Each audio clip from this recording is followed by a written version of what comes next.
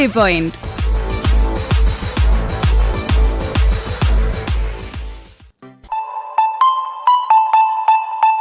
Don ബ്രാഡ്മാന്റെ കഥ തുടരുകയാണ് silly പോയിന്റിൽ.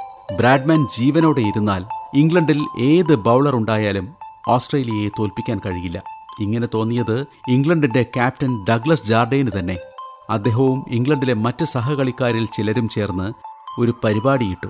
ഡോൺ ബ്രാഡ്മാനെ എറിഞ്ഞ് പരിക്കേൽപ്പിച്ച് വീഴ്ത്തുക. ബ്രാഡ്മാൻ വീണാൽ ഓസ്ട്രേലിയയെ തോൽപ്പിക്കാം. എങ്ങനെ വീഴ്ത്തും? പദ്ധതി ഇതായിരുന്നു: ബ്രാഡ്മാന്റെ തലയ്ക്ക് നേരെ ബൗൺസറുകൾ എറിയുക.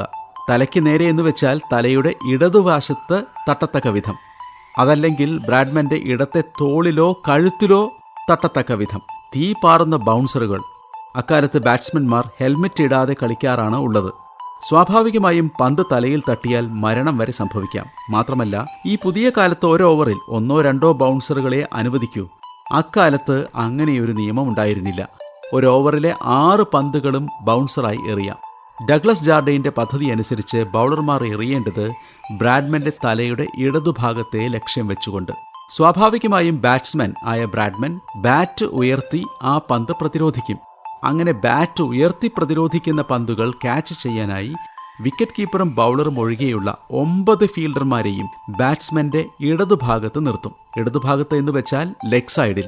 ഓഫ് സൈഡിൽ ആരും വേണ്ട. ബൗൺസർ തടഞ്ഞാൽ ഈ 9 പേരിൽ ഒരാൾക്കെങ്കിലും ക്യാച്ച് കിട്ടും. ബ്രാഡ്മാൻ ബാറ്റ് പൊക്കി ബൗൺസർ തടഞ്ഞില്ലെങ്കിലോ പന്ത് തലയ്ക്ക് തട്ടി അദ്ദേഹം വീഴും.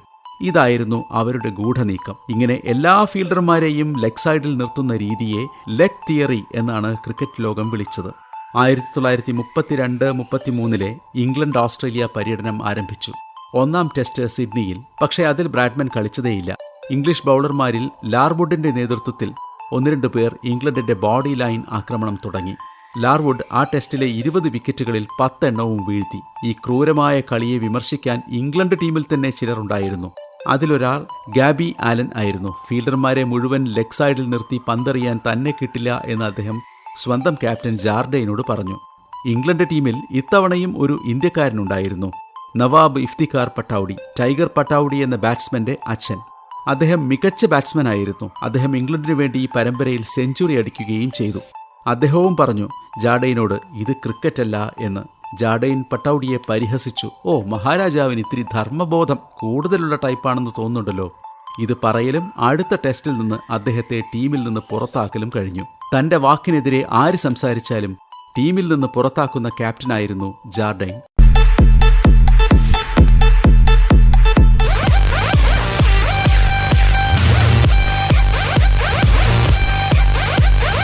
Silly Point.